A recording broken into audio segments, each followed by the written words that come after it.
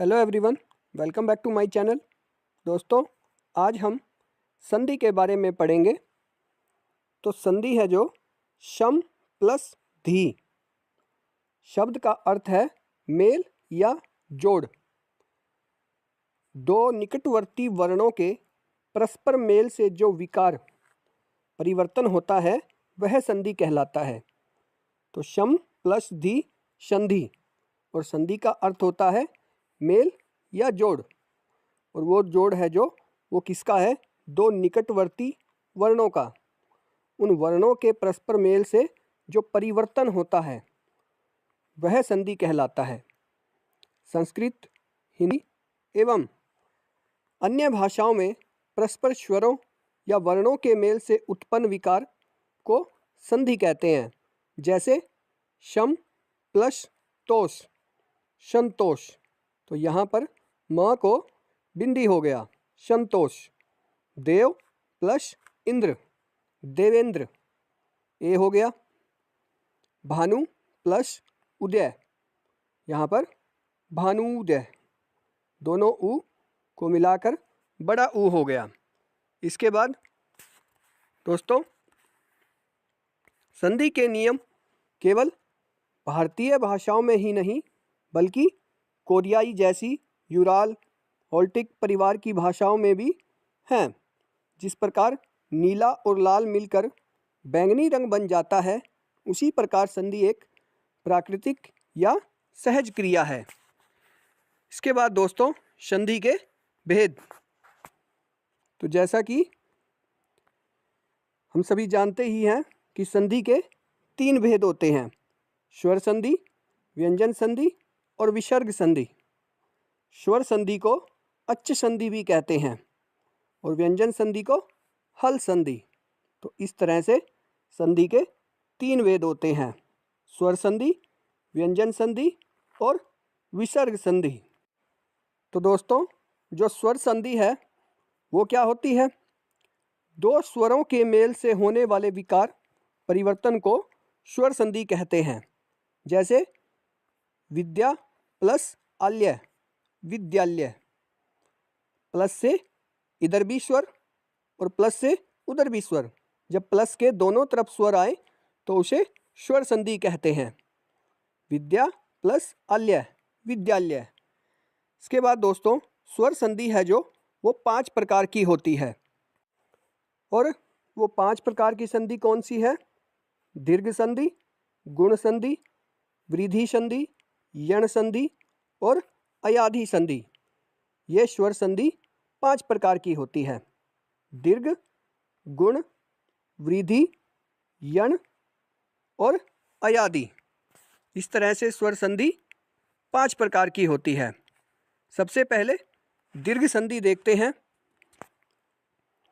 सूत्र अकः स्वर्णे दीर्घः, अर्थात अक प्रत्याहार के बाद उसका श वर्ण आए तो दोनों मिलकर दीर्घ बन जाते हैं।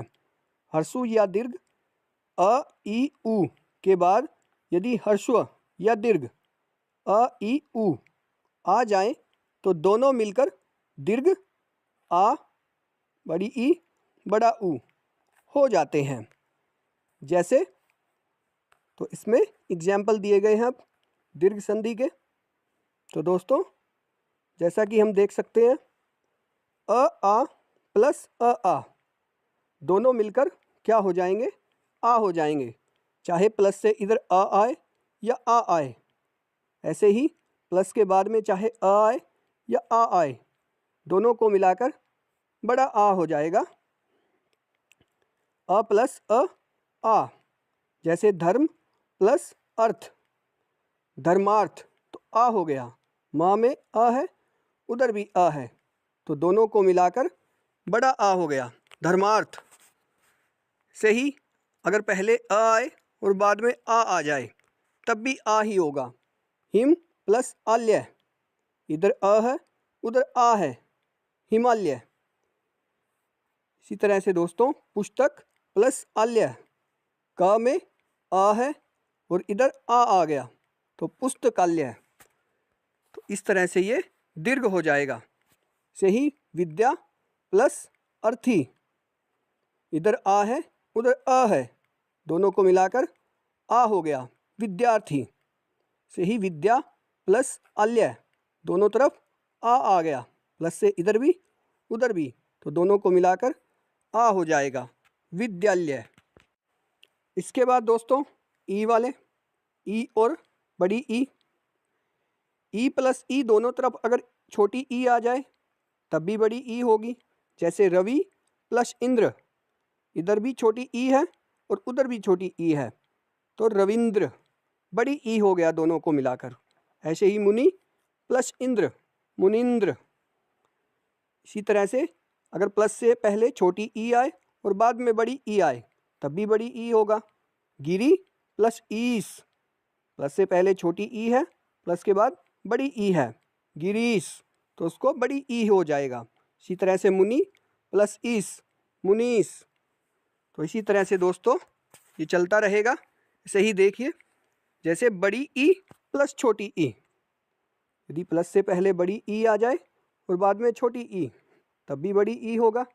मही प्लस इंद्र, प्लस से पहले बड़ी ई है, बाद में छोटी ई, तब भी बड़ी ई होगा, महेंद्र। नारी प्लस इंदु, नारिंदु। इसी तरह से अगर दोनों तरफ बड़ी ई आए तब भी बड़ी ई होगा। नदी प्लस ईश, नदीश। मही प्लस ईस, महीस। और इसी तरह से दोस्तों ऊ वाला हो जाएगा, दोनों तरफ छोटा ऊ है तब भी बड़ा ऊ। भानु प्लस उदय, भानुदय। विद्यु प्लस उदय, विद्युदय। इसी तरह से एक तरफ छोटा ऊ है, एक तरफ बड़ा ऊ है, तब भी बड़ा ऊ होगा। लघु प्लस ऊर्मी, लघूर्मी। सिंधु प्लस ऊर्मी, सिंदूर्मी। इसी तरह से अगर पहले बड़ा ऊ आए बाद में छोटा ऊ आए तब भी बड़ा ऊ होगा। वधु प्लस उत्स्व, वधूत्स्व। वधु प्लस उल्लेख, वधूल्लेख। तो इसी तरह से दोस्तों ये चलता रहेगा। सही देखिए, जैसे दोनों तरफ बड़ा ऊ है तब भी बड़ा ऊ होगा। भू प्लस ऊर्ध्व, भूर्ध्व। वधु प्लस ऊर्जा, वधूर्जा। इसके बाद दोस्तों गुण संधि, इसमें अ आ के आगे ई हो तो ए हो जाता है और ऊ ओ तो ओ हो जाता है, तथा री हो तो अर हो जाता है। इसे गुण संधि कहते हैं। जैसे, तो चलिए एग्जाम्पल देखते हैं। सबसे पहले ए वाला, अ प्लस ई आ जाए तो उसे ए हो जाता है। जैसे नर प्लस इंद्र, तो नर का जो रा है इसमें आ है और इधर से ई, तो ये ए हो गया, नरेंद्र। इसी तरह से नर प्लस ईस, नरेश। रा के अ और उधर से ई मिलकर ए हो गए, नरेश। आ और ई आ जाए तब भी ए हो जाएगा। महा प्लस इंद्र, महेंद्र। महा प्लस ईश, महेश। तो इस तरह से दोस्तों ये ए हो जाएगा। इसके बाद ओ वाला, अ प्लस ऊ आ जाए तो ओ हो जाता है। जैसे ज्ञान प्लस उपदेश, तो ज्ञान का जो ना है इसमें आ है और उधर से ऊ, दोनों मिलकर ओ हो गए, ज्ञानोपदेश। इसी तरह से अगर आ जाए और बाद में ऊ हो तो उसे भी ओ हो जाता है। जैसे महा प्लस उत्स्व, तो महा बाद में आ है और उधर से ऊ मिलकर ओ हो गए, महोत्स्व। से ही जल प्लस ऊर्मी, जलोर्मी। आ प्लस उ, महा प्लस ऊर्मी, महोर्मी। इसी तरह से दोस्तों री वाला हो जाएगा, अ प्लस री आ जाए तो अर हो जाता है। जैसे देव प्लस ऋषि, देवर्षि, अर हो गया। आ प्लस री आ जाए तब भी अर हो जाएगा, महा प्लस ऋषि, महर्षि। इसके बाद दोस्तों वृद्धि संधि। अ आ का ए ऐ से मेल होने पर ऐ तथा अ आ का ओ औ से मेल होने पर औ हो जाता है। इसे वृद्धि संधि कहते हैं। जैसे तो एग्जाम्पल देख लेते हैं। अ प्लस ए तो क्या बन जाएगा? ऐ बन जाएगा। जैसे एक प्लस एक तो एक के का में आ है और उधर ए आ गया तो मिलकर ऐ हो गया, एक ऐक। ऐसे ही अ प्लस ऐ आ जाए तब भी ऐ हो जाएगा। मत प्लस एक क्या तो ता में आ है, मतैक्य। तो इस तरह से बड़ा ए हो जाएगा, ये ऐ हो जाएगा। आ और ए आ जाए तब भी ऐ हो जाएगा। सदा प्लस एव, सदैव। महा प्लस ऐश्वर्य, महेश्वर्य। तो इसी तरह से दोस्तों औ वाला हो जाएगा। आ प्लस ओ आ जाए, जैसे वन प्लस औषधि, वनौषधि। महा प्लस औषधि, महौषधि। परम प्लस औषध, परमौषध। महा प्लस औषध, महाऔषध। तो इस तरह से ये इसमें औ हो जाएगा। इसके बाद दोस्तों यण संधि। ई के आगे कोई विजातीय मतलब असमान स्वर होने पर ई को य हो जाता है। और वैसे ही ऊ के आगे किसी विजातीय स्वर के आने पर ऊ को व हो जाता है। और ऐसे ही री के आगे किसी विजातीय स्वर के आने पर री को र हो जाता है। इन्हें यण संधि कहते हैं। तो देखते हैं। जैसे दोस्तों ई प्लस अ, ई के बाद कोई दूसरा स्वर आना चाहिए तो उसको या हो जाता है। जैसे यदि प्लस अपि तो ई को, यदि के ई को या हो गया, यद्यपि। ये यद्यपि बन गया, ई को या हो जाता है। यदि ई के बाद आ आए तब भी वही या हो जाएगा। इति प्लस आदि तो इति का जो ई है इसको या हो गया, इत्यादि। इसके बाद अयाधि संधि। ए ऐ और ओ औ से परे किसी भी स्वर के होने पर क्रमशः अय, आय, अव और आव हो जाता है। इसे अयाधि संधि कहते हैं। तो नीचे देखते हैं दोस्तों। ए प्लस अ तो भिन्न स्वर आ गया तो इसको अय हो जाएगा। यदि ए के बाद आ जाए तो अय हो जाता है। जैसे ने प्लस अन तो ने में ए आ गया और उधर आ गया तो ए को अय हो जाएगा, नयन। इसी तरह से ऐ प्लस अ आ गया तो उसको आय हो जाएगा। गई प्लस अक तो ऐ को आय हो गया, गायक। ओ को अव हो जाएगा, ओ को अव हो जाएगा। पो प्लस अव, पवन। इसी तरह से औ को आव हो जाएगा। पौ प्लस अक तो औ को आव हो गया, पावक। तो इस तरह से दोस्तों ये अयाधि संधि हो जाएगी। ए को अय हो जाएगा, ऐ को आय, ओ को अव और औ को आव हो जाता है। जैसे नयन, गायक, पवन और पावक। तो इस तरह से ये अयाधि संधि हो जाएगी। इसके बाद दोस्तों व्यंजन संधि। व्यंजन संधि क्या होती है?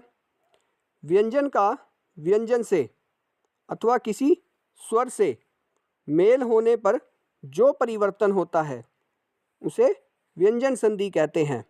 जैसे शर्त प्लस चंद्र तो वो शर्त चंद्र बन गया। शर्त प्लस चंद्र, शरत चंद्र। त को च हो गया तो दोनों तरफ व्यंजन आ गए। त से पहले व्यंजन, त के बाद में व्यंजन। तो इस तरह से ये व्यंजन संधि हो गई। इसके बाद दोस्तों व्यंजन संधि के कुछ रूल हैं, वो दिए गए हैं। तो पहला रूल क्या है दोस्तों व्यंजन संधि का, कि किसी वर्ग के पहले वर्ण क, च, ट, त, प का मेल किसी वर्ग के तीसरे अथवा चौथे वर्ण या फिर य, र, ल, व, ह या किसी स्वर से हो जाए तो क को ग, च को ज, ट को ड, प को ब, तो इस तरह से तीसरा वर्ण हो जाता है। जैसे क प्लस ग, तो इसको ग हो जाएगा, क को ग हो जाएगा। जैसे दिक् प्लस गज, तो क के बाद तीसरा वर्ण आ गया ग, तो इस तरह से क को भी ग हो गया, दिग्गज। इसी तरह से क के बाद यदि स्वर आ जाए, क के बाद स्वर, जैसे क प्लस ई, तो इसमें क को ग हो जाएगा। क के बाद स्वर आ गया है तो इसमें क को वागीश, वाक प्लस ईश, तो क के बाद ईश्वर आ गया तो क को ग हो गया। इसी तरह से च वाले में अच प्लस अंत, तो च के बाद स्वर आ गया तो च को तीसरा वर्ण हो जाएगा अजंत। इसी तरह से ट वाला, ट के बाद यदि स्वर आ जाए जैसे षट प्लस आनन, तो ट के बाद आ स्वर आ गया तो ट को भी तीसरा वर्ण हो जाएगा षडानन। इसी तरह से प वाला अप प्लस ज, तीसरा वर्ण आ गया तो ये अब्ज हो जाएगा, प को तीसरा वर्ण बना दिया। इसी तरह से दोस्तों जो दूसरा रूल है व्यंजन संधि का, इसमें क्या करते हैं, यदि किसी वर्ग के पहले वर्ण क, च, ट, त, प का मेल न या म वर्ण से हो तो उसके स्थान पर उसी वर्ग का पांचवा वर्ण हो जाता है। जैसे क प्लस म, तो इसमें पांचवा वर्ण हो गया। जैसे वाक प्लस मय, तो क का पांचवा वर्ण ङ हो गया वांगमय। इसी तरह से च प्लस न, तो च आ गया बाद में न आ गया तो च का पांचवा वर्ण य हो जाएगा ऐनास। इसी तरह से ट वाले में हो जाएगा षट प्लस मास, तो ट के बाद म आ गया तो ट का पांचवा वर्ण ट, ठ, ड, ड, ण, तो क्षणमास। इसी तरह से त वाला उत प्लस नयन, तो त के बाद न आ गया तो त का पांचवा वर्ण त, थ, द, द, न हो जाएगा उन्नयन। इसी तरह से प वाला अप प्लस मय, प के बाद म आ गया तो पांचवा वर्ण हो जाएगा प, फ, ब, ब, म, अम्मय। तो इसी तरह से दोस्तों अगला रूल देखते हैं। त का मेल ग, घ, द, ध, ब, भ, य, र, व या किसी स्वर से हो जाए तो द हो जाता है। जैसे त प्लस भ, तो इसको द हो जाएगा। शत प्लस भावना, तो त के बाद भ आ गया तो त को द हो गया शब्द भावना। इसी तरह से जगत प्लस ईश, तो त के बाद स्वर आ गया जगदीश, तो त को द हो गया। इसी तरह से भगवत प्लस भक्ति, त के बाद भ आ गया भगवत भक्ति। इसी तरह से तत् प्लस रूप, त के बाद र आ गया तो तद्रूप। तो इसी तरह से सत्य प्लस धर्म, त के बाद ध आ गया तो शत धर्म। इसके बाद दोस्तों नेक्स्ट रूल है जो कि त से परे च, या छ होने पर, च ज या झ होने पर, ज ट या ठ होने पर, ट ड या ढ होने पर, ड और ल होने पर ल हो जाता है। जैसे, तो चलिए एग्जाम्पल देख लेते हैं। जैसे उत प्लस चारण, तो त के बाद च आ गया, तो त को च हो जाएगा, उच्चारण।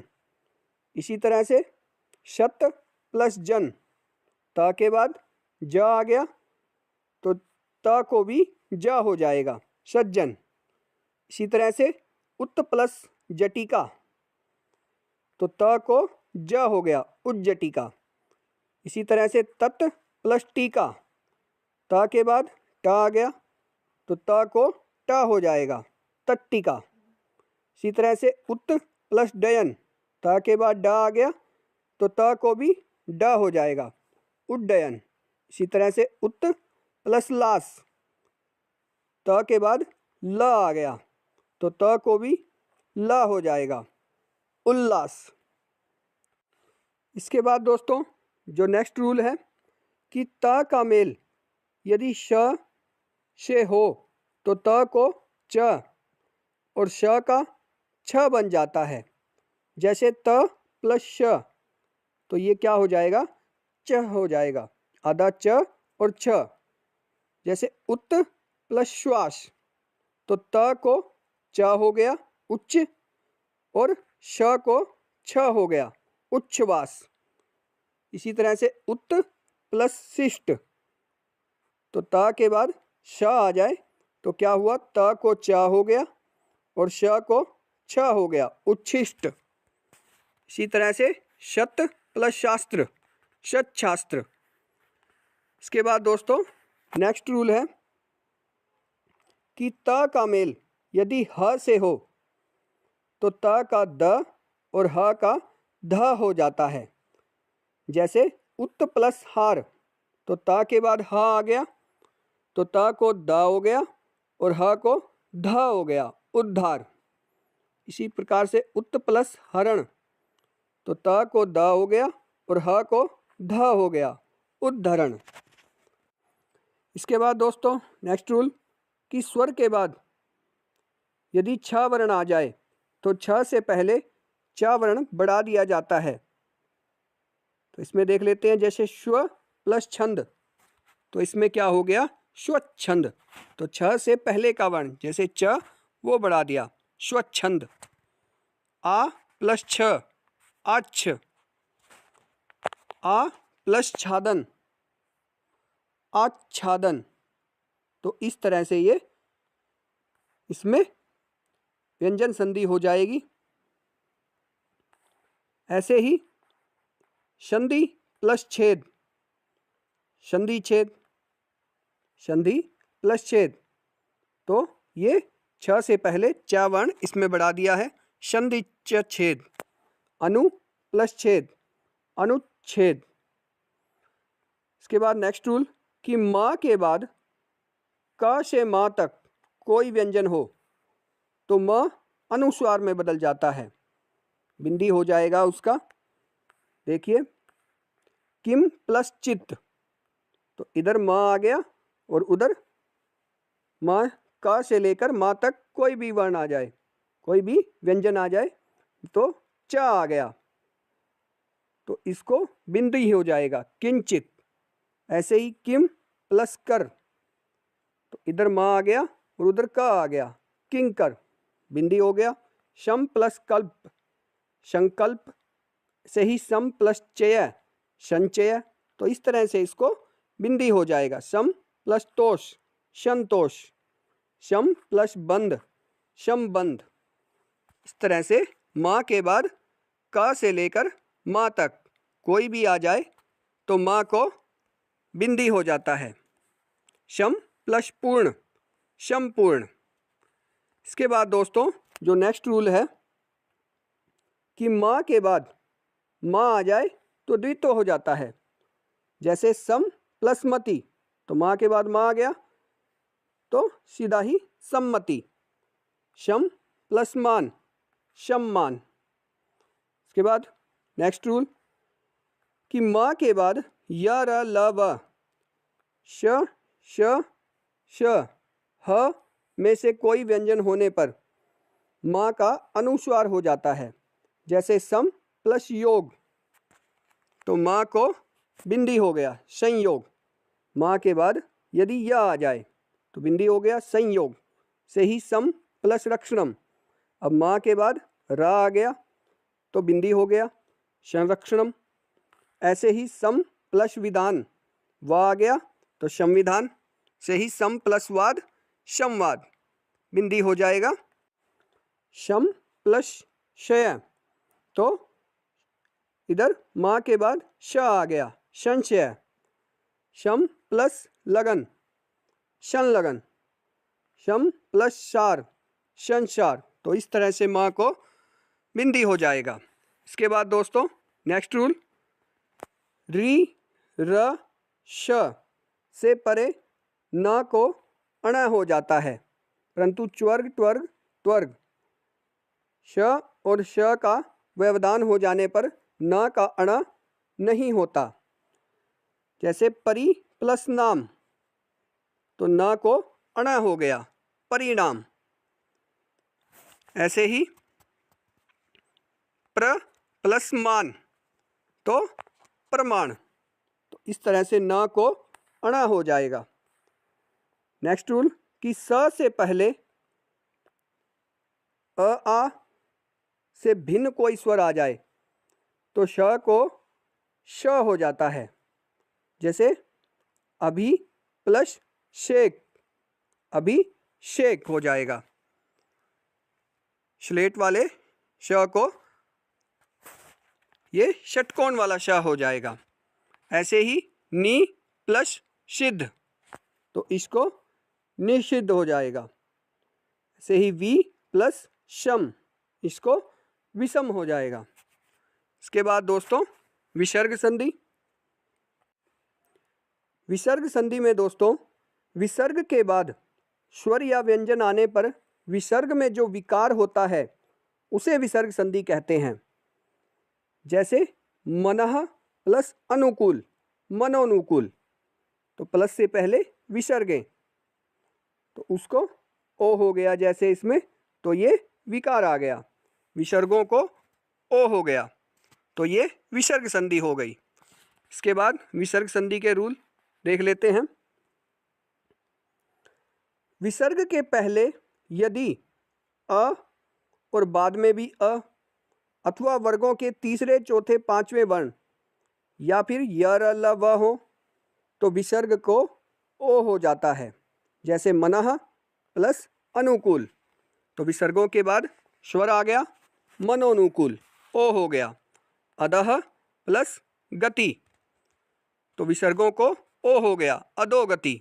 इसमें क्या आ गया, विसर्गों के बाद तीसरा वर्ण आ गया ग, से ही मनः प्लस बल मनोबल, विसर्गों को ओ हो गया ब आ गया तीसरा वर्ण, जैसे कि ऊपर बताया गया है वर्गों के तीसरे चौथे वर्ण, तो इस तरह से ये ओ हो जाता है।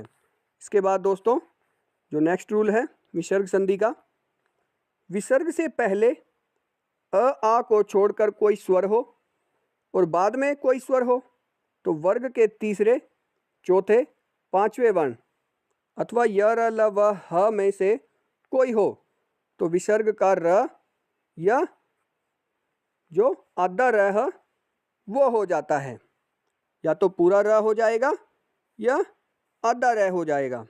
जैसे निहि प्लस आहार, तो विसर्गों से पहले स्वर आ गया, ई की मात्रा आ गई और बाद में भी स्वर आ गया, तो क्या हो जाएगा निराहार। इसके बाद निहि प्लस आशा, तो इसमें निराशा। ऐसे ही निहि प्लस धन निर्धन। तो दोस्तों इसके बाद नेक्स्ट रूल है जो विसर्ग से पहले कोई स्वर हो और बाद में च छ या श हो तो विसर्ग का श हो जाता है। जैसे निह प्लस चल, तो च आ गया, विसर्गों के बाद, तो निश्चल, विसर्गों को श हो गया सलगम वाला। ऐसे ही निहि प्लस छल, अब छ आ गया तो फिर विसर्गों को शलगम वाला श हो जाएगा, निश्चल।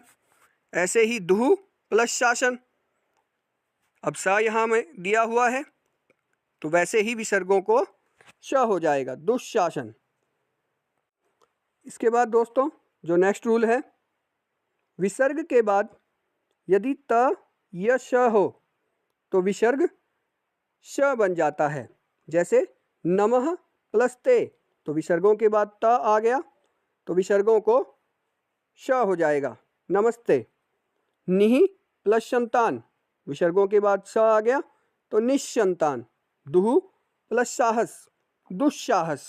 तो इसी तरह से आगे भी रूल चलते रहेंगे। विसर्ग से पहले ई उ और बाद में क ख ट ठ प फ में से कोई वर्ण हो तो विसर्ग क श हो जाता है, षटकोण वाला सा हो जाएगा। जैसे निहि प्लस कलंक, तो क आ गया तो विसर्गों को षटकोण वाला सा हो जाएगा, निष्कलंक। चतुहु प्लस पाद, अब पा आ गया विसर्गों के बाद तो विसर्गों को षटकोण वाला श हो जाएगा, चतुष्पाद। ऐसे ही निहि प्लस फल, अब विसर्गों के बाद फ आ गया तो विसर्गों को षटकोण वाला श हो जाएगा, निष्फल। इसी तरह से नेक्स्ट रूल, विसर्ग से पहले आ हो और बाद में कोई भिन्न स्वर हो तो विसर्ग का लोप हो जाता है। जैसे निहि प्लस रोग, तो इसमें दोस्तों विसर्गों का लोप हो जाएगा, निरोग, और ई बड़ी हो जाएगी। निहि प्लस रस, विसर्गों का लोप और ई बड़ी हो जाएगी, नीरस। इसके बाद नेक्स्ट रूल, विसर्ग के बाद क ख अथवा प फ होने पर विसर्ग में कोई परिवर्तन नहीं होता। जैसे अंतः प्लस करण, तो ये सीधा ही आ गया, अंतःकरण। तो इस तरह से दोस्तों ये विसर्ग संधि के रूल हैं। तो आज की वीडियो में हमने संधि, उसके भेद और स्वर संधि के भेद, व्यंजन और विसर्ग संधि के जो रूल हैं वो सब किए। नेक्स्ट वीडियो में फिर मिलेंगे। Thank you.